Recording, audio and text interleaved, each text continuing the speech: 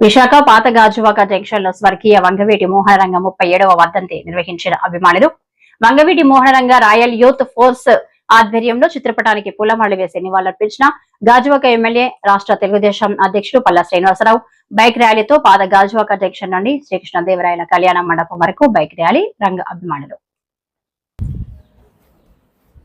పాత గాజువాక జంక్షన్ లో స్వర్గీయ వంగవీటి మోహన్ రంగ 37వ వర్ధంతి నిర్వహించిన అభిమానులు వంగవీటి మోహన్ రంగ రాయల్ యూత్ ఫోర్స్ ఆధ్వర్యంలో చిత్రపటానికి పూలమాల వేసి నివాళులర్పించిన గాజువాక ఎమ్మెల్యే రాష్ట్ర తెలుగుదేశం అధ్యక్షులు పల్లా శ్రీనివాసరావు బైక్ ర్యాలీతో పాత గాజువాక జంక్షన్ నుండి శ్రీకృష్ణదేవరాయల కళ్యాణ మండపం వరకు బైక్ ర్యాలీ రంగా అభిమానులు. ఈ కార్యక్రమంలో పాల్గొన్న గడసాల అప్పారావు, బలిరెడ్డి అప్పారావు, గంధం వెంకట్రావు, నీరుకొండ రామచంద్రరావు, వంగవీటి అభిమానులు. అందరికీ నమస్కారం. మరి ఈరోజు రంగా గారు వర్ధంతి సందర్భంగా గాజువాకలో రాయల్ యూత్ వారు, మా జనసేన నాయకులు, మా కాపు సంఘ పెద్దలందరూ కూడా ఇక్కడ ఆయనకు వర్ధంతి సభ పెట్టడం జరిగింది. ఆ సభలో మాకు పాల్గొనడం చాలా సంతోషంగా ఉందని చెప్పి ఈ సందర్భంగా తెలియజేస్తూ వారందరికీ కూడా నేను ప్రత్యేకంగా ధన్యవాదాలు తెలియజేసుకుంటున్నాను. అలాగే రంగా గారి ఆశయాలు ఏవైతే ఉన్నాయో అవి కొనసాగింపుకు మా ప్రయత్నం చేస్తామని చెప్పి ఈ సందర్భంగా తెలియజేస్తూ, అలాగే ప్రతి ఒక్కరికి కూడా రాజకీయాల్లో హత్య రాజకీయాలను ఎప్పుడు కూడా ప్రోత్సహించకూడదు.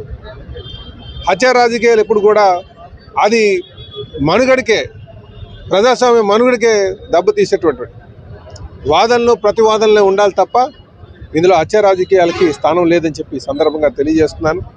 కనుక ప్రజాస్వామ్యులు విలువ నిలిచిపెట్టిన ఎవరైనా సరే వీటిని ప్రజాస్వామ్యబద్ధంగా నడుచుకోవాల్సిన అవసరం ఉంది. ప్రజలకు ఆలోచనలకు అనుగుణంగా నడుచుకోవాల్సిన అవసరం ఉందని చెప్పి ఈ సందర్భంగా తెలియజేస్తున్నాను. నేను రంగా గారికి ఘన నివాళులు అర్పిస్తూ, నాకు రంగా గారి కుమారుడైనటువంటి రాధా గారితో కూడా మంచి సత్సంబంధాలు ఉన్నాయి. ఆ రోజు గతంలో మా ఎలక్షన్ల టైంలో కూడా వచ్చి వారు మా గెలుపు కోసం చాలా కృషి చేశారు. కనుక మాకు ఎప్పుడు కూడా మిత్రులే. వాళ్ళు చాలా సౌమ్యులు. ఏదైనా సరే ఒక మాట మాట్లాడాలన్నా సరే 10 సార్లు ఆలోచించి మాట్లాడతారు. అంటే అంత నిబద్ధతగా, ఒక చాలా సౌమ్యుడిగా, మంచి మనిషిగా వారికి చాలా పేరుంది. వాళ్ళ ఇప్పుడు కూడా మాకు ఇష్టలే అని చెప్పి ఈ సందర్భంగా తెలియజేస్తున్నాను. ఖచ్చితంగా మేము మా సోదరుల యొక్క మనోభావాలు ఏమన్నా అవి గౌరవించుకుంటూ ముందుకెళ్తామని చెప్పి తెలియజేస్తున్నాం. వంగవీటి మోహన్ రంగా గారు వర్ధంతి ఇవాళ 37వ వర్ధంతి జరుగుతుంది. దాన్ని ఇవాళ గాజువాక కూడల్లో జనసేన నాయకులు, రాయల్ యూత్ తరపున శ్రీ ఆర్మీ గోవింద్ గారు నాయకత్వం వహిస్తూ, అలాగే పెద్దల తాలూకు అందరి తాలూకు సహకారం తీసుకొని యూత్ సభ్యుల తాలూకు సహకారంతో ఇవాళ ఈ కార్యక్రమాన్ని ఏర్పాటు చేయడం జరిగింది. ఈ కార్యక్రమానికి ముఖ్య అతిథులుగా వచ్చేసినటువంటి గౌరవనీయులు స్థానిక శాసనసభ్యులు శ్రీ పల్లా శ్రీనివాసరావు గారికి రాయల్ యూత్ తరపున ప్రత్యేకమైనటువంటి ధన్యవాదాలు తెలియజేస్తున్నాం. రంగా గారు ఇవాళ మన మధ్య లేకపోవచ్చు. ఆయన చనిపోయి 37 సంవత్సరాలు అయినా సరే ఈ రోజుకి కూడా ఆంధ్రప్రదేశ్లో అన్ని మూలలా కూడా ఆయన జన్మదినము, వర్ధంతి కార్యక్రమాలు జరుగుతున్నాయంటే ఆయన ప్రజల మనసులో ఎంత అభిమానాన్ని సంపాదించుకోవడం అన్నది ఇవాళ మనం చూసుకోవాలి. ఎందుకంటే రంగా గారు అనేవారు ఒక సామాజిక వర్గానికి సంబంధించిన నాయకుడు కాదు. ఆయన ఒక బలహీన వర్గాలకి. ఎందుకంటే ఇవాళ విజయవాడ సిటీలో ఎంతోమంది కనీసం గూడు లేకపోయినా మోటార్ మెకానికల్గా పనిచేసుకునే వాళ్ళు, చిన్నటువంటి వృత్తి చేసుకున్నటువంటి వాళ్ళందరికీ కూడా అండగా నిలుస్తూ వాళ్ళ తాలూకా సమస్యలపైన వాళ్ళకి స్థిర నివాసం ఏర్పాటు చేయాలని చెప్పేసి ఆ రోజు అమర నిరాహార కూర్చొని చేస్తున్నటువంటి సందర్భంలో దారుణంగా హత్యకు గురి కాబడ్డారు. అయినా సరే రంగా గారు జీవించి లేకపోయినా రంగా గారు చేసినటువంటి కార్యక్రమాలు ఈ రోజు కూడా ఆయన జీవించి ఉన్నాయి. అందు గురించేనే మనిషిలోని క్షమాగుణమే అతడిని ఉన్నత స్థితిలో నిలుపుతుందని ఆర్ఎస్ఎస్ చీఫ్ మోహన్ భగవత్ స్పష్టం చేశారు. శుక్రవారం తిరుపతిలోని సంస్కృతి యూనివర్సిటీలో 4 రోజుల పాటు జరగనున్న భారతీయ విజ్ఞాన సమ్మేళన్ను కేంద్ర మంత్రి జితేంద్ర సింగ్, సీఎం చంద్రబాబు నాయుడుతో కలిసి ఆర్ఎస్ఎస్ చీఫ్ మోహన్ భగవత్ ప్రారంభించారు. అనంతరం ఆర్ఎస్ఎస్ చీఫ్ మోహన్ భగవత్ మాట్లాడుతూ, तो सुख की कल्पना क्या है, इस पर विकास की दिशा निर्धारित होती है।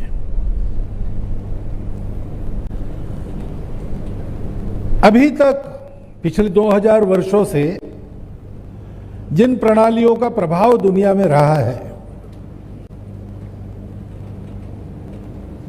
उसमें यह माना गया कि सुख केवल भौतिक है, क्योंकि हम दुनिया का अध्ययन करते हैं, दुनिया के पशु पक्षियों को देखते हैं, तो यही ध्यान में आता है। आहार निद्रा भय मैथुनंच, यही सुख की कल्पना है। जानवरों के लिए ठीक है, वो जन्म लेते हैं, उनको ज्ञान लालसा रहती नहीं, क्योंकि विचार ही नहीं है, और इसलिए मरते दम तक जीना है। मरते दम तक जीना है तो जीने की आवश्यकताएं पूरी करनी है। एक दिन मर जाना है, क्यों जन्मे, कब मरेंगे, कैसे मरेंगे, कोई चिंता नहीं है। सुख दुख तात्कालिक है और भौतिक है। कोई जानवर निराश होकर आत्महत्या नहीं करता, आत्महत्या केवल मनुष्य करता है, क्योंकि जानवर को निराशा नहीं होती। जो होती है वो तात्कालिक होती है और भौतिक होती है। मनुष्य का भी विकास इसी पैमाने पर नापा गया, क्योंकि वैसे देखा जाए तो एक बुद्धि ज्यादा है मनुष्य में। शरीर होता है, मन होता है, बुद्धि होती है। बुद्धि भी ब्रेन में चलने वाले रासायनिक क्रियाओं का प्रोडक्ट है, और मन दुनिया के अनुभव से हम जो गांठ बांध लेते हैं उसको मन कहते हैं। और इसलिए पशुओं को जैसा ही हम भी अपनी भौतिक आवश्यकताएं पूरी करें तो विकास पूरा हो गया। एक दूसरे दिशा का विचार है कि भौतिक जगत सहित अपना शरीर ये टेम्पररी है, वो मरते रहता है, बदलते रहता है। तो जो शाश्वत है केवल उसी पर चलो, दूसरा कुछ मत देखो। लेकिन ऐसे मनुष्य रहता ही नहीं।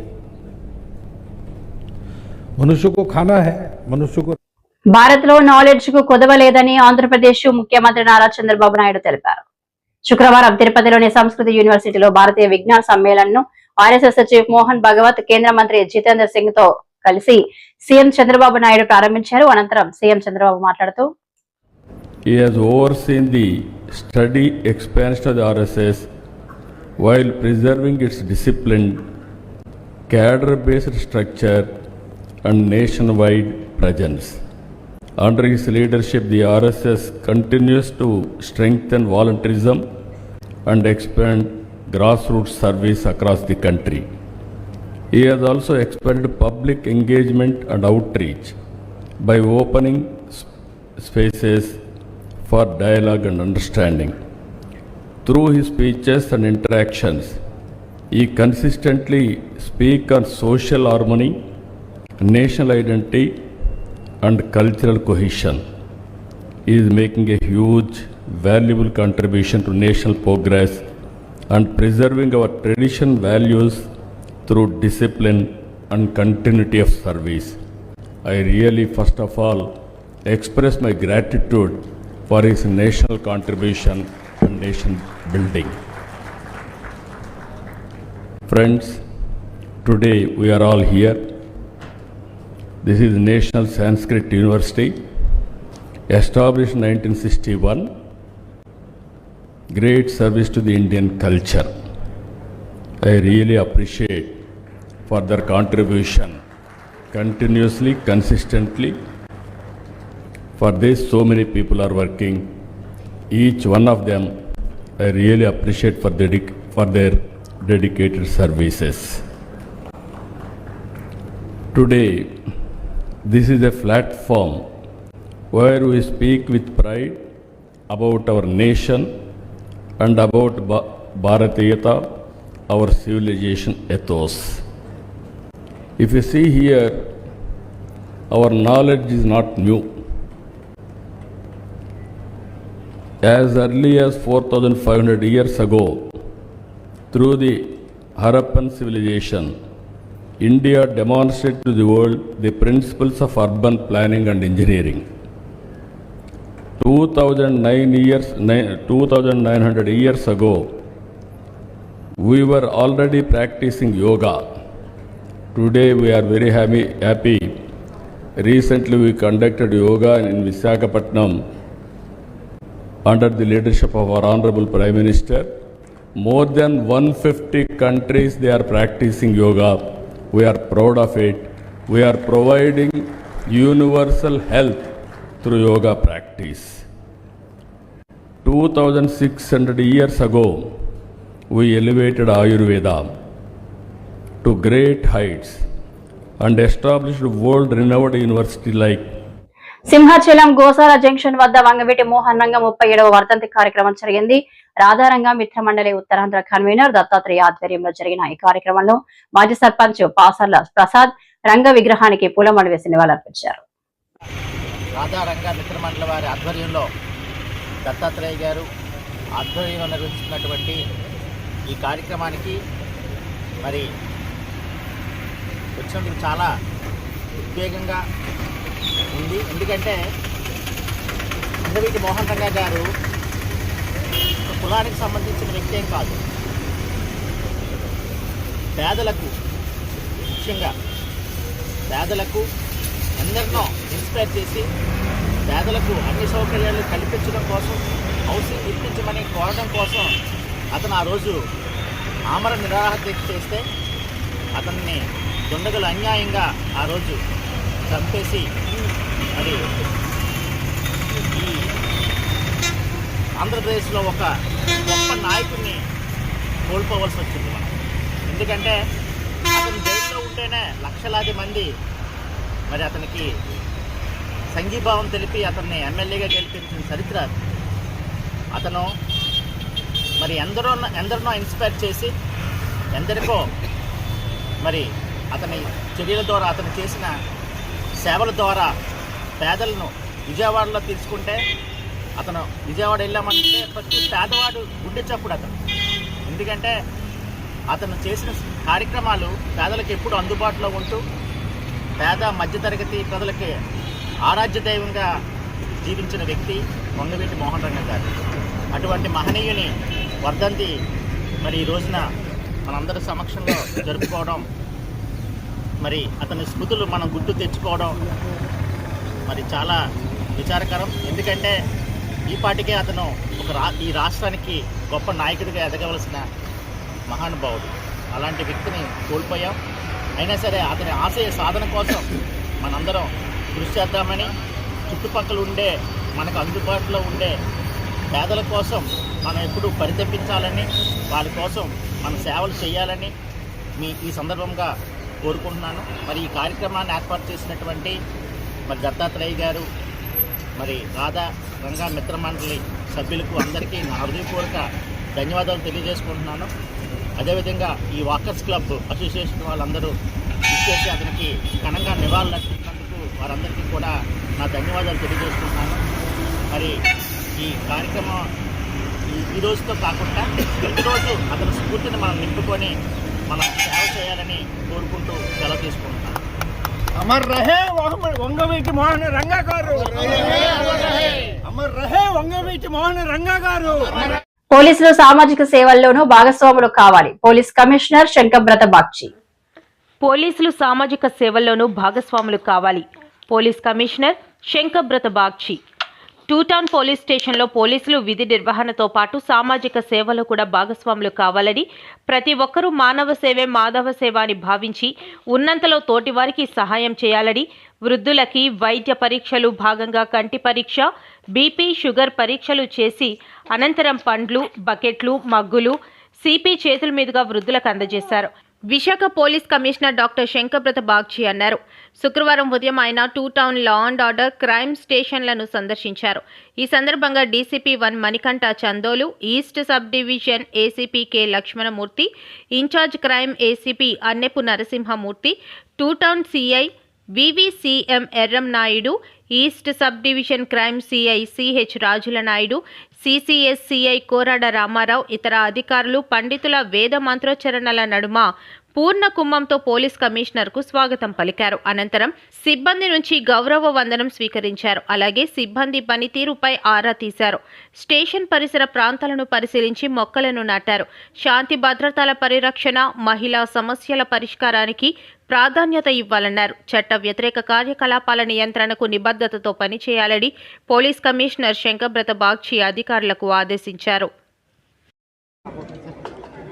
మన వైజాగ్ నగరంలో కొందరు దాతలు, అందులో శ్రీ సుందరరాం రాజు గారి ఆధ్వర్యంలో, తర్వాత లోకల్ కార్పొరేటర్స్ మిస్టర్ కందుల నాగరాజు గారి ఆధ్వర్యంలో, తర్వాత శ్రీనివాస్ గారి ఆధ్వర్యంలో, తర్వాత మేడం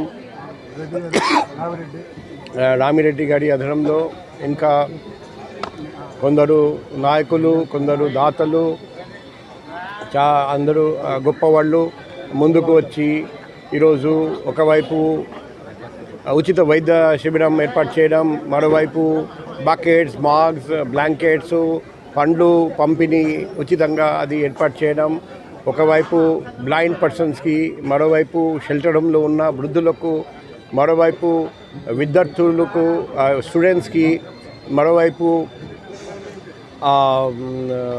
మన సమాజంలో వెనకపడి ఉన్న వ్యక్తులకు. అయ్య పేరు చెప్పుకొని కేటీఆర్ బతుకుతున్నారు అన్న సీఎం రేవంత్ కామెంట్లకు కేటీఆర్ కౌంటర్ ఇచ్చారు. అవును, మా అయ్య తెలంగాణ ఇచ్చిన మొగాడు మొనగాడు. మా అయ్య పేరు నేను కాకుంటే ఇంకెవరు చెప్పుకుంటారు అని ఘాటుగా కౌంటర్ ఇచ్చారు. పదవి విడిచిపెట్టకుండా ఇవాళ దిక్కుమాలిన రాజకీయం చేసి ఆఖరికి ఫంక్షన్ హాల్ కిరాయికి తీసుకొని అక్కడికి వస్తాం ఆల్విన్ కాలనీ కంటే నీకెందుకు భయం అవుతుంది? ప్రజాస్వామ్యంలో ఎవరు చెప్పేది వాళ్ళు చెప్తారు, ఆఖరికి ప్రజలు నిర్ణయం తీసుకుంటారు ఎవరు కరెక్టు ఎవరు తప్పు అని. అందుకే నేను మిమ్మల్ని కోరేది, మీ తమ్ముడు అనిల్ రెడ్డి, సతీష్ రావు ఆల్విన్ కాలనీలో బ్రహ్మాండంగా కలిసి పనిచేయాలని చెప్పి నేను కోరుతున్నాను. రేపు 24 డివిజన్లు అయినాయి శేర్లింగంపల్లిలో, 24 డివిజన్లు, 24 ఒక్కటి పళ్ళు పోకుండా గెలిపించే బాధ్యత మీరు తీసుకోండి. కరెక్ట్ మనుషులకు టికెట్ ఇచ్చే బాధ్యత పార్టీగా మేము తీసుకుంటాం. జిల్లా ప్రెసిడెంట్ గారిని, కుకట్పల్లి ఎమ్మెల్యే గారిని నేను కోరుతున్నా, దయచేసి శేర్లింగంపల్లి నియోజకవర్గంలో ఎమ్మెల్యే లేడు అనే ఇబ్బంది లేకుండా సమన్వయం చేయాలని చెప్పి నేను కోరుతా ఉన్నా.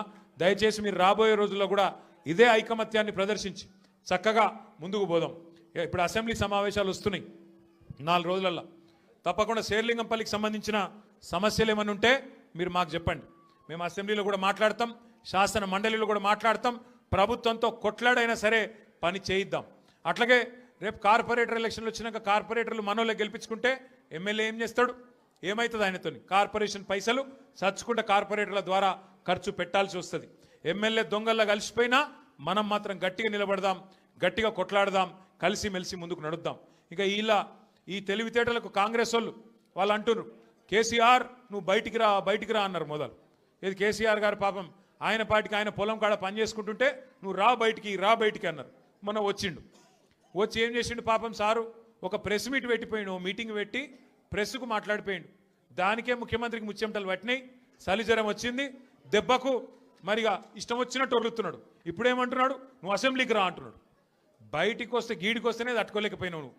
అసెంబ్లీకి వస్తే ఆయన గుండాకి సస్తావు, గుండాకి పోతాడు. ముందే ఇంతున్నాడు, ఆయనతో గుండాకి డామ్మంటాడు. ఇప్పుడు ఇవాళ రేపు ఎట్లయిపోయిందంటే నిజంగా బాధ అనిపిస్తుంది. నాకు తిట్టాలని లేదు, కానీ బాధ అనిపిస్తుంది. ఇప్పుడు మా లీడరు అన్నది పక్కకు పెట్టు, తెలంగాణ తెచ్చిన నాయకుడు అన్నది పక్కకు పెట్టు, 2 సార్లు ప్రజలు గెలిపించిన ముఖ్యమంత్రి అనేది కూడా పక్కకు పెట్టు. మా నాయన కదా, మా నాయన తిడితే కొడుకుకు రేషం రాదా? ఇక్కడ దాకుంది కోపం, ఇక్కడ దాకుంది. దొరికితే ఎడమకాలు చెప్పు తీసుకొట్టాలని ఉంది. కానీ ఏం చేయాలి? ప్రజాస్వామ్యం. ఎకతక్క మాట్లాడితే మళ్ళీ ఏమంటారు? అగో వీనికి అహంకారం ఉంది రాబోయ్ అంటారు. అహంకారం నాదా ఆయనదా? నేను గుంటూరులో చదువుకున్నా అంటాడు. అరే నేను గుంటూరులో చదువుకుంటే నీకేం వచ్చింది రాబోయ్? నాకు అర్థం కాదు. అప్పుడు ఆంధ్రప్రదేశ్ కలిసి ఉండే, నేను గుంటూరులో చదువుకున్నా, మళ్ళీ హైదరాబాద్లో చదువుకున్నా, పూనాలో చదువుకున్నా, అమెరికాలో చదువుకున్నా. నేను ప్రపంచ